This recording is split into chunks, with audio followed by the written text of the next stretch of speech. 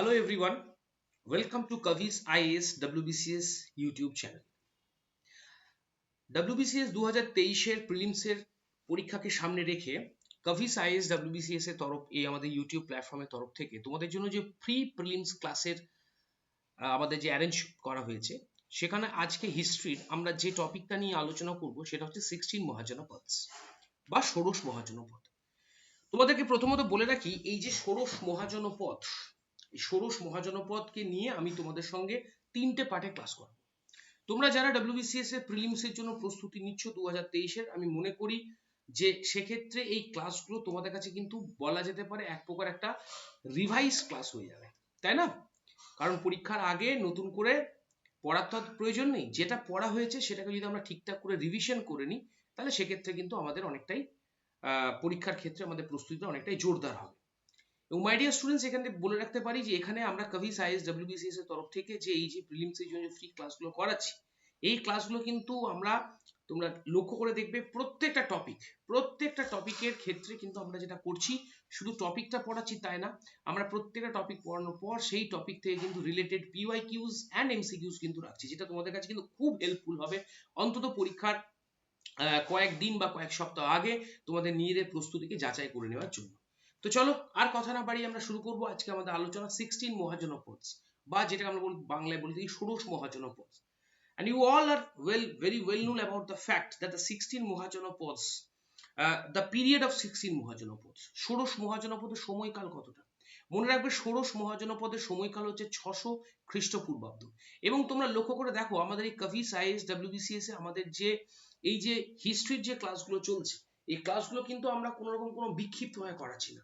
প্রত্যেকটা চ্যাপ্টারকে ধরে ধরে according to the chronology, according to the historical events আমরা সেইভাবে কিন্তু আমাদের ক্লাসগুলোর দিকে প্রসিড করছি। তো ইতিমধ্যে আমরা প্রি হিস্ট্রিক কালচার, আমাদের Indus valley civilization, Vedic civilization complete করে ফেলেছি এবং আমরা 16 মহাজনপদের মধ্যে ঢুকবো। এখন এই 16 মহাজনপদ সম্পর্কে প্রথম যে জেনারেল ইনফরমেশনটা তোমরা মনে রাখবে, দ্য পিরিয়ড অফ 16 মহাজনপদ, ষোড়শ মহাজনপদের সময়কাল কোনটা বলা হয়? মনে রাখবে 600 BCE বা 600 খ্রিস্টপূর্বাব্দ, এটা হচ্ছে ষোড়শ মহাজনপদের সময়কাল। এবং এই ষোড়শ মহাজনপদ, এই যে 16 মহাজনপদ, এই 16 মহাজনপদের টাইম লাইনের ক্ষেত্রে একটা খুব ইম্পর্টেন্ট ফ্যাক্ট আমি তোমাদের সঙ্গে ব্যাখ্যা করতে চাই। সেটা হচ্ছে আমরা প্রত্যেকেই জানি, we are very well known about the fact that the first urbanization in ancient India started during the time of Indus Valley civilization. সিন্ধু উপত্যকা সভ্যতা যখন বা সিন্ধু সভ্যতা আমরা সেক্ষেত্রে পড়েছিলাম যে সিন্ধু সভ্যতায় প্রথম নগরায়নের সূচনা ঘটেছিল।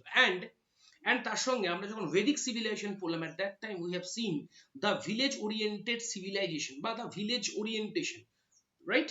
অর্থাৎ গ্রাম কেন্দ্রিকতা, এই গ্রাম কেন্দ্রিকতা, the introduction of village oriented civilization started from the time of Vedic civilization. মানে অর্থাৎ এই বৈদিক যুগ যেটা রয়েছে, পুরো এন্টায়ার বৈদিক যুগ, মানে এর বৈদিক যুগের আগে হরপ্পা পর্বে আমরা দেখেছি ভারতবর্ষে প্রথম নগরায়ন ঘটলো, আর হরপ্পা সভ্যতার পর যখন বৈদিক যুগের সূচনা ঘটলো তখন আমরা দেখলাম সেটা হচ্ছে সারা ভারতবর্ষ জুড়ে আবার ভারতবর্ষ গ্রাম কেন্দ্রিক সভ্যতার দিকে কিন্তু সে পেনিট্রেট করলো। কিন্তু এই 16 মহাজনপদ পিরিয়ড 600 BCE, এই সময়টাতে আমরা দেখলাম ভারতবর্ষে আরেকবার আরবানাইজেশন ঘটলো। দিস ইজ হোয়াই, যেহেতু গ্রাম কেন্দ্রিক সভ্যতা, বৈদিক যুগ ছিল পুরোদস্তুর গ্রাম কেন্দ্রিক সভ্যতা, সেখান থেকে ষোড়শ মহাজনপদের পিরিয়ডে আরেকবার গ্রাম কেন্দ্রিকতা থেকে শহর বা আমরা বলতে পারি নগরায়নের সূচনা ঘটলো। এই কারণের জন্য WBCS এ অনেকবার এই প্রশ্নটা এসেছে যে second urbanisation in ancient India. মনে রাখবে ভারতবর্ষের সেকেন্ড আরবানাইজেশন বা দ্বিতীয় নগরায়ন যে সময়টা ঘটেছিল সেটা হচ্ছে কিন্তু 16 মহাজনপদ period. So my dear students, এটা প্রত্যেকে ভালো করে মনে রাখবে। সেটা হচ্ছে 16 মহাজনপদের পিরিয়ড টাইম লাইনটা কত? 600 BC, এটা হচ্ছে 16 মহাজনপদের টাইম লাইন। এবং আমরা বলতে পারি এই 16 মহাজনপদ সম্পর্কে আমরা আরেকটা কমন ফ্যাক্টর পেয়ে গেলাম যে সেকেন্ড আরবানাইজেশন অর্থাৎ দ্বিতীয় নগরায়ন, it started during this period. এবার আমি তোমাদের জন্য যে ম্যাপটা রেখেছি, আমার স্ক্রিনে যে তোমরা ম্যাপটা দেখতে পাচ্ছ, এই ম্যাপটা থেকে তোমরা মোটামুটি দেখতে পাচ্ছ যে সেই সময়কার 600 খ্রিস্টপূর্বাব্দের ভারতবর্ষের 16টা মহাজনপদের ছবি, বা 16টা মহাজনপদের নাম। দেখো খুব ভালো করে যদি তোমরা আমাদের এই ম্যাপটার যদি জিওগ্রাফিক্যাল লোকেশনের দিক থেকে দেখতে যাও, তাহলে দেখো বেশিরভাগ যে মহাজনপদ গুলো রয়েছে, মানে দেখো আমি বলে দিচ্ছি মার্ক করে করে, এই যে কুরু, রাইট, এই যে কুরু, কিংবা রয়েছে পাঞ্চাল, কিংবা অঙ্গ, হ্যাঁ আমাদের হচ্ছে মগধ, তারপরে হচ্ছে কাশী, তারপরে দেখো ব্রিজি বা বজ্জি, তারপরে দেখো রয়েছে যেটা সেটা হচ্ছে মল্ল, ঠিক আছে মল্ল, হ্যাঁ, কিংবা দেখো রয়েছে যেটা সেটা হচ্ছে তোমার সরি বৎস, ঠিক আছে বৎস, হুম, তারপরে তোমার চেদি, অবন্তী, হুম, আমাদের হচ্ছে আহ তারপর একটা হচ্ছে মৎস্য, সুরসেন, হ্যাঁ পাঞ্চাল, এই যে মহাজনপদ গুলো সব তোমরা দেখতে পাচ্ছ, পাঞ্চাল কিংবা কুরু, ঠিক আছে, কিংবা কৌশল। দেখো এই যে 13টা মহাজনপদ, এই যে নামগুলো দেখতে পাচ্ছ, এগুলো হচ্ছে সেই সময়কার 600 খ্রিস্টপূর্বাব্দের এক একটা মহাজনপদের নাম।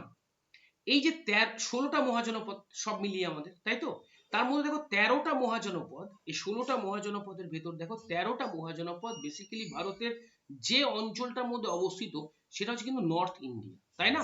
তাহলে আমরা একটা প্রশ্ন এখান থেকে পেয়ে গেলাম, জাস্ট এই ম্যাপটা দেখে আমরা একটা প্রশ্ন পেয়ে গেলাম। যদি আমাদের জন্য ধরো WBCS এই প্রশ্ন রাখলো, দি maximum concentration of 16 মহাজনপদস where in which of the following area of India, অর্থাৎ 16টা মহাজনপদের মধ্যে বেশিরভাগ মহাজনপদ হলো ভারতের ঠিক কোন অঞ্চলে অবস্থিত, সেক্ষেত্রে আমরা আনসার করতে পারবো, আনসার হচ্ছে কিন্তু নর্থ ইন্ডিয়া। ক্লিয়ার, তাই তো, কারণ 16টার মধ্যে 13টাই কিন্তু উত্তর ভারতে অবস্থিত। আচ্ছা এবার আমরা এই নর্থ ইন্ডিয়া থেকে চলে যাব একদম উপরটায়, দেখো গান্ধার আর কম্বোজ, তাই না, এই যে দুটো মহাজনপদ আমরা দেখতে পাচ্ছি, গান্ধার, কম্বোজ এবং গান্ধার। খুব ভালো করে দেখো তো, এই গান্ধার আর মহাজনপদ, এই দুটো মহাজনপদ কিন্তু একেবারে ভারতের উত্তর পশ্চিম সীমান্ত প্রদেশে অবস্থিত, নর্থ ওয়েস্ট ফ্রন্টিয়ার প্রভিন্স। তাহলে এখান থেকে আমরা একটা প্রশ্ন পেয়ে গেলাম, যদি আমাদেরকে ধরো WBCS এই প্রশ্নটা রাখে যে সেটা হচ্ছে ভারতের দুটো মহাজনপদের নাম করো যে মহাজনপদ দুটো উত্তর পশ্চিম সীমান্ত প্রদেশে অবস্থিত, ঠিক, tell the name of two mahajanapadas which were located in North West Frontier Province, সেক্ষেত্রে আমরা উত্তর করতে পারবো, একটা হচ্ছে কম্বোজ এবং একটা হচ্ছে কিন্তু গান্ধার। ক্লিয়ার? আচ্ছা এবার দেখো, তাহলে 13 2 15টা হয়ে গেল। এবার দেখো আমাদের এই ম্যাপটার দিকে খুব ভালো করে তাকাও, দেখো একদম আমরা যদি আমাদের ভারতের ম্যাপটার একদম তলার দিকে আসি, তাহলে দেখো রয়েছে অশমোকা বা অশোকা, এই যে মহাজনপদরা, এই মহাজনপদটা দেখো ভারতের ম্যাপের একদম দক্ষিণ ভারতে অবস্থিত, তাই না, সাউথ ইন্ডিয়াতে। তার মানে মাই ডিয়ার স্টুডেন্টস, আমরা বলতে পারি যে দক্ষিণ ভারতে অবস্থিত একমাত্র মহাজনপদটার নাম হচ্ছে অসমক, মানে অসমক হচ্ছে একমাত্র মহাজনপদ যেটা কিন্তু সাউথ ইন্ডিয়া অবস্থিত। তাহলে দেখো এটা হলো 16টা মহাজনপদ। তাহলে এখান থেকে আমরা একটা প্রশ্ন পেয়ে গেলাম, আমাদের পরীক্ষায় যদি প্রশ্ন দেয় যে সেটা হচ্ছে name the only one mahajanapada, name the only one mahajanapada which was located in the South India, আমরা সবাই আনসার করতে পারবো স্যার অসমক। আর যে দুটো মহাজনপদ নর্থ ওয়েস্ট ফ্রন্টিয়ার প্রভিন্সে অবস্থিত সেটা গান্ধার এবং কম্বোজ। ঠিক, এটা হলো 16টা মহাজনপদের লোকেশন সংক্রান্ত তথ্য। এবার আমি তোমাদেরকে যে বিষয়টা বলবো, এই 16 মহাজনপদ থেকে বেসিক্যালি কি কি ধরনের প্রশ্ন আসে, আমি তোমাদেরকে প্রথমত বলে রাখবো 16 মহাজনপদ থেকে এই মহাজনপদগুলো কোথায় কোনটা অবস্থিত, মানে এই যে এক্ষুনি আলোচনা করলাম, কটা মহাজনপদ উত্তর ভারতে অবস্থিত, কটা মহাজনপদ দক্ষিণ ভারতে অবস্থিত, কটা মহাজনপদ উত্তর পশ্চিম সীমান্ত প্রদেশে অবস্থিত, এই জাতীয় প্রশ্ন দেয়। এবং এই মহাজনপদগুলোর রাজধানী, মহাজনপদগুলোর প্রেজেন্ট লোকেশন, কিংবা মহাজনপদগুলোর যারা ইম্পর্টেন্ট রুলার ছিলেন সেই সংক্রান্ত কিন্তু প্রশ্ন আমাদের WBCS এ একাধিকবার আসে। এবং যদি তোমরা WBCS এর প্রিলিমস এর PYQ-টা একটু যদি অ্যাক্সেস করো, then you can easily notice that in each and every year in WBCS prelims exam the question from this chapter almost come, ঠিক প্রত্যেকটা বছর কিন্তু এই চ্যাপ্টার থেকে প্রশ্ন আসে। অতএব এই জন্য আমি এই চ্যাপ্টারটাকে 3টে পার্টে ভাগ করে নিয়েছি। আজকে আমাদের এই কবিস IAS এর WBCS এর প্ল্যাটফর্ম, আমাদের যে ইউটিউব প্ল্যাটফর্ম, সেখানে আমরা কিন্তু সেফ পার্ট 1টা নিয়ে আলোচনা করব। তো এবার এই যে মহাজনপদ নিয়ে তোমাদের সঙ্গে কথা বলে যাচ্ছি, কিন্তু কি অদ্ভুত ব্যাপার দেখো, এখন অবধি আমরা কিন্তু একবারও বলিনি তোমাদেরকে যে স্যার মহাজনপদ এই শব্দটা অর্থ কি। তো আমাদের প্রথমে বিষয়টা জানা উচিত যে মহাজনপদ শব্দটা অর্থ কি। দেখো আমি একটা কথা বলি, সেটা জনপদ। আচ্ছা জনপদ, এই জনপদ মানে মহাজনপদটাকে যদি আমরা ভেঙে ফেলি তাহলে বলতে পারি জনপদ। আচ্ছা জনপদ শব্দটার অর্থ কি স্যার? জনপদ, এই যে জনপদ, এই জনপদ মানে হচ্ছে সেই অঞ্চল যেখানে জনগণের পা পড়েছে, তাই তো। এবার জনগণের পা পড়েছে মানে জনবসতি, জনগণের যে অঞ্চলে জনগণের পা পড়েছে, তার মানে যে সেই অঞ্চলটা হচ্ছে জনপদ, যেখানে জনবসতি গড়ে উঠেছে।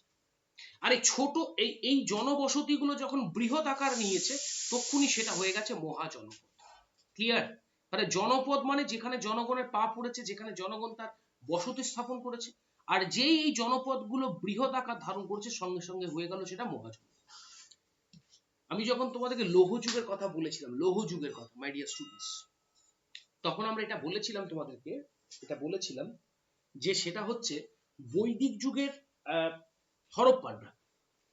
আমি আরেকটু যদি পিছন দিকে যাই, তাহলে বলা যেতে পারে যে হরপ্পানরা তারা কিন্তু লোহার ব্যবহার জানতো না, they did not know the use of iron.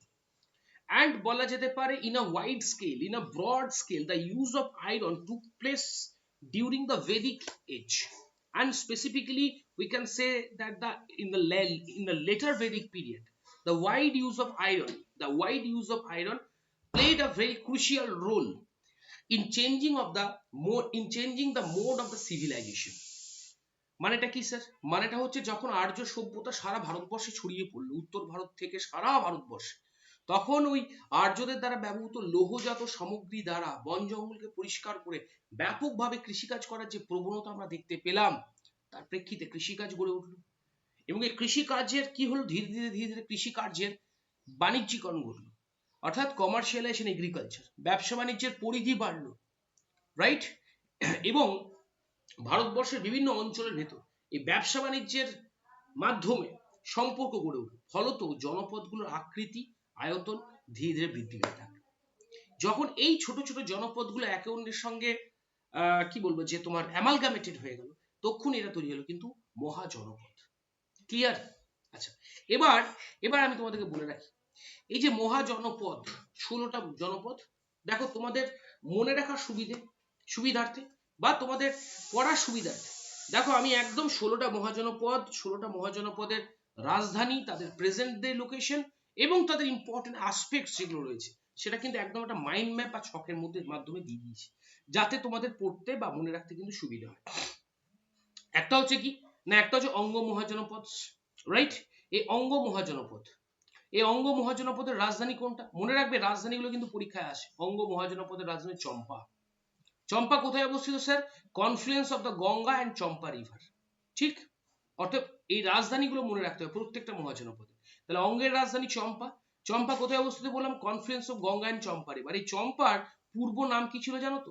চম্পার আগের নাম ছিল মালিনী, মনে রাখবে। চম্পার আগের নাম কি ছিল স্যার? মালিনী। ক্লিয়ার? চম্পার প্রেজেন্ট লোকেশন কোথায়? মানে সরি, অঙ্গরাজ্যটা আজকের বর্তমানে বিহারের যে আমাদের মুঙ্গের, সে মুঙ্গের এবং ভাগলপুর অঞ্চলে কিন্তু অবস্থিত। ঠিক? বিহারের মুঙ্গের এবং ভাগলপুর অঞ্চলে কিন্তু এই অঙ্গরাজ্যটা অবস্থিত। ওকে? আর চম্পা, এই যে চম্পা, যেটা অঙ্গরাজ্যের রাজধানী, এই চম্পা ছিল বলতে পারো প্রাচীন ভারতের একটা অত্যন্ত গুরুত্বপূর্ণ বাণিজ্যিক কেন্দ্র, যে বাণিজ্যিক কেন্দ্র থেকে বণিকরা তাদের বাণিজ্য পসরা নিয়ে সুবর্ণভূমি উদ্দেশ্যে কিন্তু রওনা দিত। ঠিক? আচ্ছা, এবারে দেখো রয়েছে কাশী। কাশী মহাজনপদের রাজধানী কোনটা স্যার? সেটা হচ্ছে কিন্তু বারাণসী। এই যে বারাণসী, এই বারাণসীর তোমার হচ্ছে যেহেতু বরুণা এবং অসি এই দুটো নদীর মাঝখানে রয়েছে, তাই এটার নাম হলো বারাণসী। আর বারাণসী আজকের মডার্ন বেনারস, তোমরা সবাই জানো। ঠিক? আচ্ছা, এবার দেখো রয়েছে কৌশল যে বলে যে মহাজনপদটা রয়েছে, এই কৌশল মহাজনপদের রাজধানী কি? দুটো রাজধানী।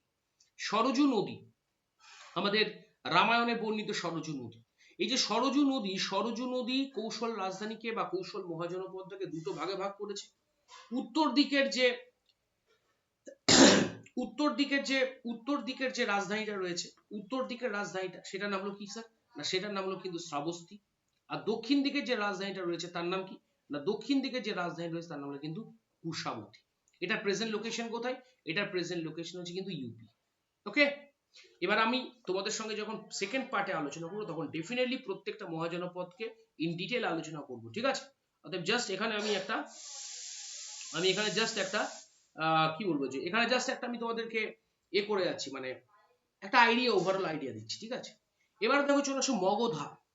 16টা মহাজনপদের ভেতর যে মহাজনপদটা শেষ পর্যন্ত শক্তিশালী হয়ে যার নেতৃত্বে সাম্রাজ্যবাদের সূচনা হয়েছিল, সেটার নাম কিন্তু মগধা।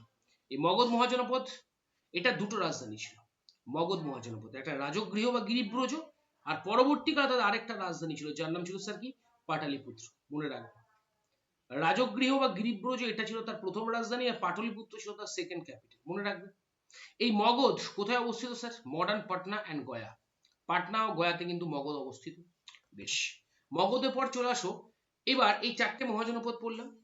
এবার দেখো যেটা দেওয়া রয়েছে যে মহাজনপদ আর ক্যারেক্টারিস্টিক্স। তো তার আগে আমি তোমাদেরকে বলে রাখি এই যে চারটে মহাজনপদ আমরা পড়লাম, আই মিন মগধা, দেখো মগধে এই যে মগধ তারা যে 16টা মহাজনপদের ভেতর বাকি 15টা মহাজনপদকে সাইডলাইন করে তাদের নেতৃত্বে যে তারা যে ভারতবর্ষে সাম্রাজ্যবাদ প্রতিষ্ঠা করলো, কারণ মগধকে কেন্দ্র করে এবার ভারতের রাজনীতি আবর্তিত হবে, তো সেই মগধে দেখো টোটাল 3টে ডাইনাস্টি কিন্তু রাজত্ব করেছিল। একটা ছিল হর্যঙ্ক ডাইনাস্টি, হর্যঙ্ক বংশ, একটা ছিল শিশুনাগ বংশ এবং একটা ছিল নন্দ বংশ। কিংবা আমি যদি আরেকটু আমাদের এই পড়াটাকে যদি রিক্যাপ করি তাহলে বলতে পারি কৌশল। 16টা মহাজনপদের ভেতর আরেকটা অত্যন্ত শক্তিশালী মহাজনপদ ছিল কৌশল। আর কৌশল রাজ্যটা বিখ্যাত কেন জানো? কৌশল রাজ্যটা বিখ্যাত হচ্ছে কৌশল রাজ্যের রাজা প্রসেনজিতের জন্য। কারণ কৌশল রাজ্যের রাজা প্রসেনজিৎ খুব একজন অত্যন্ত প্রভাবশালী সম্রাট ছিলেন এবং তার সঙ্গে তিনি গৌতম বুদ্ধের সমসাময়িক ছিলেন, এবং তার সঙ্গে মগধের নামক মহাজনপদ, এই মগধ নামক মহাজনপদের যে সম্পর্ক উত্থান পতন, এটা কিন্তু আমাদের ইতিহাসের অত্যন্ত একটা গুরুত্বপূর্ণ পাঠ। আমি পড়াবো তোমাদের অবভিয়াসলি। আর এই যে কাশী বলে যে মহাজনপদ, এটার নাম জানো কেন কাশী হলো জানো? এই মহাজনপদের নাম কেন কাশী হলো? এই মহাজনপদের নাম কাশী হওয়ার পিছনে কারণটা হচ্ছে বৌদ্ধ সন্ন্যাসীরা যে অরেঞ্জ রোবটা পরত, the Buddhist monks, they wore the orange robe, and the orange robe was called as kashaya, right? As this product or as this robe was produced in the Kashi, so this is why the term but the name Kashi was derived from the term kashaya. অর্থাৎ বৌদ্ধ সন্ন্যাসীরা যে পোশাকটা পরতো সেটা হতো কাশায়া বলা হতো। এই কাশায়া যেহেতু এখানে তৈরি হতো তাই এটার নাম হলো কাশী। মনে রাখবে এটা। এবং এই কাশী ছিল ষোড়শ মহাজনপদ পিরিয়ডে একটা অত্যন্ত গুরুত্বপূর্ণ টেক্সটাইল সেন্টার। এখানে কিন্তু টেক্সটাইল প্রোডাকশনটা দারুণ ভাবে হতো। ঠিক কি বললাম? প্রত্যেকে মনে রাখবে টেক্সটাইল প্রোডাকশন, কাপড়ের উৎপাদন এখানে কিন্তু মারাত্মক ভাবে হতো কাশী। যদিও কাশী মহাজনপদটা খুব অল্প সময়ের ভেতর কৌশলের দ্বারা কিন্তু অধিকৃত হয়ে যায়। ঠিক, তাহলে অঙ্গ, কাশী, কৌশল এবং মগধ চারটে মহাজনপদ আমরা পড়লাম। এবার তোমাদের যেটা বিষয় বলার আছে, এই যে মহাজনপদগুলো, এই মহাজনপদগুলো যদি তোমরা ক্যারেক্টারিস্টিক দেখতে চাও তাহলে বলা যেতে পারে এই মহাজনপদগুলো প্রত্যেকটাই ছিল কিন্তু তোমার হচ্ছে যে রাজতান্ত্রিক। বুঝতে পেরেছো কি? রাজতন্ত্র ছিল। তবে কিছু কিছু মহাজনপদ অবশ্যই গণতান্ত্রিক বা প্রজাতান্ত্রিক ছিল। তার মধ্যে ছিল যেমন ব্রিজি, এই মহাজনপদটা ছিল পুরোদস্তুর একটা গণতান্ত্রিক বা প্রজাতান্ত্রিক একটা মহাজনপদ। মল্ল এটাও ছিল কিন্তু একটা গণতান্ত্রিক বা প্রজাতান্ত্রিক মহাজনপদ। বাকি বেশিরভাগ মহাজনপদগুলো ছিল কিন্তু আমাদের বলা যেতে পারে রাজতান্ত্রিক। এবার দেখো এখানে আমি যেটুকু পড়িয়েছি সেই মহাজনপদের উপর থেকে এমসিকিউস তোমার জন্য রেখে দিয়েছি। এমসিকিউস বলবো না, পিওয়াইকিউস বলা যেতে পারে। ঠিক আছে, তোমরা প্রত্যেকে কিন্তু এটা সলভ করে নিও। ঠিক আছে, এবং তারপর তোমাদের সঙ্গে দেখা হবে আবার আমাদের কাভিস IAS WBCS এর এই প্ল্যাটফর্মে, কাভিস IAS WBCS এর এই প্ল্যাটফর্মে নেক্সট টপিক নিয়ে। ঠিক আছে, আর হ্যাঁ, আমাদের ক্লাস কেমন লাগছে, আমাদের প্রয়াস কেমন লাগছে সেটা তোমরা অবভিয়াসলি কমেন্ট করে জানাতে ভুলবে না।